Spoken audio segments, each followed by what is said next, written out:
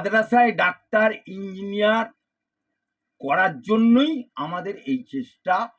কারণ আজকে আমাদের এই মাদ্রাসা, খারিজি মাদ্রাসা পুরো ব্যান্ড হবে, এবং যে মাদ্রাসা হবে না, নিশ্চয়ই ব্যান্ড হবে। টোলগুলো ব্যান্ড হয়েছে, খারিজি মাদ্রাসা কোনদিন কেউ খারিজি মাদ্রাসা চলবে না। আমার আরএসএস সংঘগুলোতে স্যার মানে খোলা অস্ত্রোপচারের ট্রেনিং দেওয়া হচ্ছে, লাঠি ট্রেনিং দেওয়া হচ্ছে, এটা কি হলো? আরে ওটা জেরেতে তাহলে এখানে হচ্ছে, তাহলে তো আমরা বলতে পারি তাহলে 80% সনাতনীদের দেশে থাকতে গেলে সনাতনী কায়দায় চলতে হবে। তা তোমার স্বাধীনতা লাভ করার সময় বেশি মুসলমান রক্ত দিয়েছে ব্রিটিশ, তখন তো দেশ ভাগ হয়নি। স্বাধীনতা লাভ করার সময় মুসলমান রক্ত দেয়নি। হ্যাঁ, কিন্তু তারপরে তো দেশ আলাদা করে নিয়ে চলে গেছে। স্বাধীনতা ইংরেজকে তাড়িয়েছে, তারপরে তো দেশ ভাগ করে নিয়ে মুসলিম লীগ চলে গেছে, জিন্না নিয়ে চলে গেছে। এটা তো হিন্দুস্তানের জন্য, এটা তো হিন্দুদের জন্য তৈরি হয়েছে। তাহলে তুমি মুসলমান দেশ নিয়ে চলে যাবে, তুমি তখন কে বলেছিল? কোন সোরের বাচ্চা বলেছিল? কোন হারামির বাচ্চা বলেছিল যে হিন্দুস্তানকে ভেঙে টুকরো করো, পাকিস্তান করো? কেন গেছিল? কি কারণে গেছিল? দেশ স্বাধীন করেছিল, ইংরেজদেরকে তাড়িয়েছিল হিন্দু মুসলমান একভাবে, কিন্তু মুসলমানদের তখন জিন্না মুসলিম লীগ দেশ ভাগ করেছিল। এটাকে কেউ দেখছে না। 15% আজকে আমরা কেন থাকবো? আমরা তো 100% থাকার কথা। 85% মুসলমান চলে গেল কেন এই দেশ ছেড়ে? 85% এই বাপদাদার কারবার কবর ছেড়ে চলে গেল কেন? আমার দেশের সমস্ত কিছু তেরঙ্গা এঁকেছিল কে জানেন? একজন মেহরুন্নেসা তেরঙ্গা এঁকেছিল, নকশা করেছিল মেহরুন্নেসা। ইয়েতে লাল কেল্লায় প্রথম যে তেরঙ্গা ঝান্ডাটা তুলেছিল সেটাও একজন মুসলমান। তাই দেশ স্বাধীন করেছিল মুসলমান, আবার দেশ ভাগও করেছে মুসলমান। মিশ্র সংস্কৃতির দেশ, বৈচিত্র্যময় দেশ, এখানে অনেক ধরনের মানুষ থাকে, এবং সেই সংবিধানে লেখা আছে যে যার সম্প্রদায় সে তার ধর্ম পালন করবে। কিন্তু এই নতুন সরকার আসার পরে যে একটা চাপিয়ে দেওয়া হচ্ছে কোনো জায়গাতে, আগে তো কোনো সরকার করেনি। এই সরকার যত চুরি করেছে, এই সরকার কোনোদিন করেছে? 30 বছর কংগ্রেস রাজত্ব করেছে এই বাংলায়, মন্দির করেছে?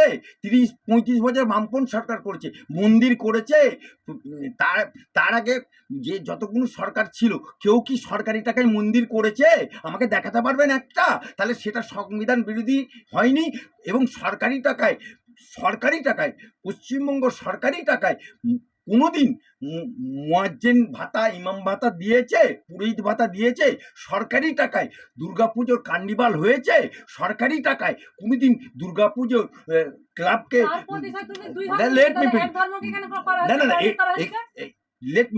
এই যে দুর্গাপুজোয় যে টাকা দিত ক্লাবগুলোকে, তার জন্য তখন প্রতিবাদ কেন করেনি? এখন কেন প্রতিবাদ করতে এসছে? যখন মমতাবাবু দীঘায় মন্দির করলো, যখন জগন্নাথ মন্দির করলো, যখন ইয়েতে মন্দির করলো, তখন মলি সাহেবরা কোথায় ছিল? হাই সাহেবরা কোথায় ছিল? যখন তোমার কলকাতা রাজপথে কার্নিভাল করলো, তখন কোথায় ছিল? যখন তোমার ক্লাবগুলোতে টাকা দিল, লক্ষ লক্ষ টাকা, 80 দিই 85 দিই না, 1 লাখ 1.5 লাখ 1 লাখ 5,000, তাহলে তার জন্য তখন কে প্রতিবাদ করছে? কি হয়েছে? প্রতিবাদ কে করেছে? রাস্তায় কটার মলি সাহেব নেমেছে? আপনার মতো একজন করলে আবার মলি সাহেব, হাই সাহেব, গাই সাহেব কে রাস্তায় নেমেছিল? ওদের তো এমএলএ ছিল, ওদের তো সিদ্দিকুল্লাহ ছিল, ওদের শওকত মোল্লা ছিল, ওদের 35টা এমএলএ ছিল, ওদের ইউসুফ পাঠান ছিল, ওদের ফিরাদ হাকিম ছিল। সেই এমএলএ গুলো কি ঘাস ছিটছিল? তখন কেন প্রতিবাদ করেনি? এখন বিজেপি সরকার করছে বলে পেছন ফাটছে। जितना पेचेंट फटना है फटने दो, कानून मुताबिक चलेगा, कानून से मुताबिक चलेगा, जो करना है वो कर लो। বিষয়টা কিভাবে দেখছেন? ভারতবর্ষের বুকে, ভালো প্রশ্ন, মুসলমান ভাইদের কাছে আমি ক্ষমা চেয়ে নিয়ে বলছি, একজন আইনজীবী হিসেবে বলছি, এবং একজন শ্বেত বংশের ছেলে বলছি। আমার নবী বলেছিলেন যে শিক্ষার জন্য যদি সুদূর চীনে যেতে হয়, তাহলে আপনি চীনে যেতে হবে। তাহলে কেন বলেছিলেন? তিনি তো বলেননি যে আরবি উর্দু কোরআন পড়ার জন্য যদি যেতে হয় তাহলে আরবে যেতে বলতো, মদিনায় যেতে বলতো, মক্কায় যেতে বলতো। কিন্তু তিনি আধুনিক শিক্ষার দিকে ইঙ্গিত করেছিলেন, কারণ চীন সর্বকালের জন্য বর্তমান, অতীত, পূর্বে, ভবিষ্যৎ, ওনারা ভবিষ্যৎ কি হবে জানি না, চীন টেকনোলজিতে ফার্স্ট সব সময় ছিল। তাই উনি আধুনিক শিক্ষার জন্য উনি বলছেন। তাহলে আমার নবী বলছে আধুনিক শিক্ষার জন্য চীনে। এবার ধরুন চীনে যদি কেউ শিক্ষার জন্য যায়, তাহলে চীনের আদব কায়দাতে তাকে চলতে হবে, সেখানে তো আরবিয়ান কায়দা চললে হবে না। তাহলে কি সেটা ধর্মীয়? Let me finish. এখন আমার ভারতবর্ষে আমার নবী বলেছেন, যে দেশে থাকবে, যে মাটিতে থাকবে, যে দেশ তোমাকে জন্ম দিয়েছে, যে সেই মাটিকে তুমি ভালোবাসো এবং দেশের কায়দা কানুন তোমাকে মেনে চলতে হবে। তাহলে আর যদি কেউ কারোর অসুবিধা হয়, তাহলে যে দেশে ওদের মোতাবেক চলতে হয়, তাহলে সেই দেশে গিয়ে বাস করতে হবে। তাহলে আমার এটা ভারতবর্ষ, ভারতবর্ষের স্কুল, কলেজ, সমস্ত জায়গায় একটা কোড আছে, স্কুল ড্রেস আছে, নিয়ম আছে, সাধিকা আছে, এবং দেশ মাতৃকে ভালোবাসতে বলছে, দেশ বন্দনা করতে বলছে। তা তুমি যদি দেশ বন্দনা করতে না পারো, তুমি ভারতের খাবে, ভারতের মাটিতে পড়বে, ভারতের গুণ গাইবে না, ভারতের তুমি সুরাম করবে না, দেশ মাতৃকার বন্দনা করবে না, তো তোমার ভারতবর্ষে থাকার দরকার নেই। তুমি চলে যাও বিদেশে, তোমাকে কেউ বারণ করবে না, তুমি চলে যাও আরবে, তুমি চলে যাও পাকিস্তানে। আমরা যারা 15% রয়ে গেছি, 85% তো পাকিস্তান, বাংলাদেশ চলে গেছে। তা তখন তো মুসলিম লীগ, জিন্না ডাক দিয়েছিল যে এসো মুসলমানরা, আমরা আমাদের দেশ তৈরি করব, আমরা আমরা আমাদের মতো করে চলবো, আমরা স্বাধীনভাবে চলবো, আমরা ভারতের সাথে থাকবো না, হিন্দুদের সাথে থাকবো না, বলেই তো দেশ ভাগ হয়েছিল ধর্মের ভিত্তিতে।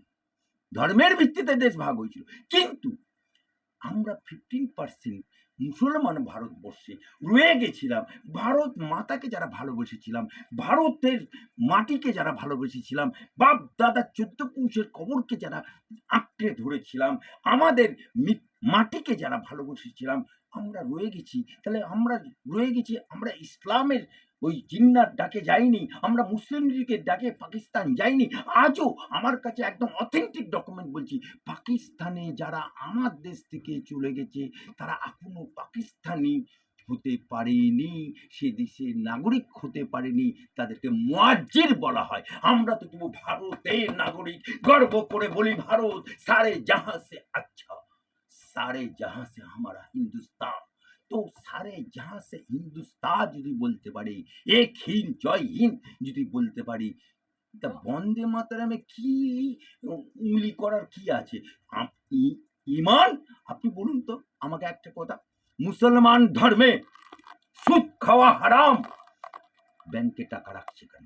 মুসলমান ধর্মে মদ খাওয়া হারাম, বারগুলোতে গিয়ে দেখুন সব মুসলমান। মুসলমান ধর্মে কোথায় লেখা আছে, কোন হাদিসে লেখা আছে, কোন কোরআনে লেখা আছে? দেখাতে পারবে কেউ? দেখাতে পারবে? দেখাতে পারবে যে দেশের, যে দেশে বাস করছে সেই দেশের জয়ধ্বনি করতে কোরআনে মানা আছে, হাদিসে মানা আছে? এগুলো ইংরেজ তৈরি করে দিয়ে গেছে। আজকে হিন্দু যখন পশ্চিম বাংলা, কেন ভারতবর্ষে হিন্দুদের 14 একটা 80 বছরের ব্রাহ্মণ, সে মরে গেলে তার জ্যান্ত বিবিগুলোকে 16 বছর, 14 বছর, 15 বছর, 18 বছর, 20 বছর, 22 বছর, যে কোনো বিবি থাকতো, 14টা 15টা জ্যান্ত বিবিকে পুড়িয়ে মারত এবং ঘন্টা ঢাক বাজাতো যাতে কান্নার আওয়াজ নেই। কিন্তু সেই মুসলমান, সেই হিন্দুদের সংশোধন করেছিল কে? রাজা রামমোহন রায়, তাকে সমাজচ্যুত হতে হয়েছিল। কিন্তু আজকে তো আর কোনো হিন্দু 14টা করে বিবি করে না, তার মানে পেট হিন্দু পার্টনার রাখে। হিন্দু সংস্কার হয়েছে, ধর্ম সংস্কার হয়েছে। আপনি বলুন, হিন্দুদের টোলে পড়ানো হতো, সেই টোল উঠে গেল, তারা আধুনিক শিক্ষা এলো, কিন্তু আমাদের ধর্মের সংস্কার আধুনিকরণ যাদের উপর দায়িত্ব ছিল তারা কেউ হাত দেয়নি, তারা তাতে কোনো হাত দেয়নি। সায়েন্স নিয়ে কেউ কথা বলেনি, টেকনোলজি নিয়ে কেউ কথা বলেনি, ডাক্তার নিয়ে কেউ কথা বলেনি, ইঞ্জিনিয়ার নিয়ে কেউ কথা বলেনি। তাই আধুনিকতম যুগে, বিশ্বের যেখানে ইন্টারনেটের যুগে সমস্ত কিছু যে দেশে বাস করবে সেই দেশের নিয়ম কানুন, কায়দা কানুন, সেই দেশের স্কুল হোক, মাদ্রাসা হোক, আর যেই হোক, সেখানে সমস্ত এক হাতে কোরআন, এক হাতে ল্যাপটপ চালাবে।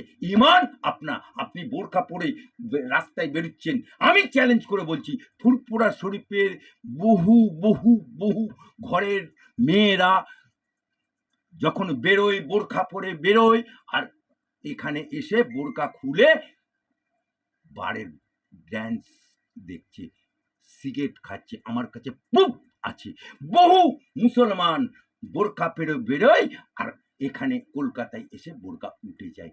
এর নাম কি পর্দা? হ্যাঁ, পর্দা কা পিছে क्या है, পর্দা কা যারা করছে তারা দেশের গদ্দার, যারা করছে তারা দেশের নিমক হারাম।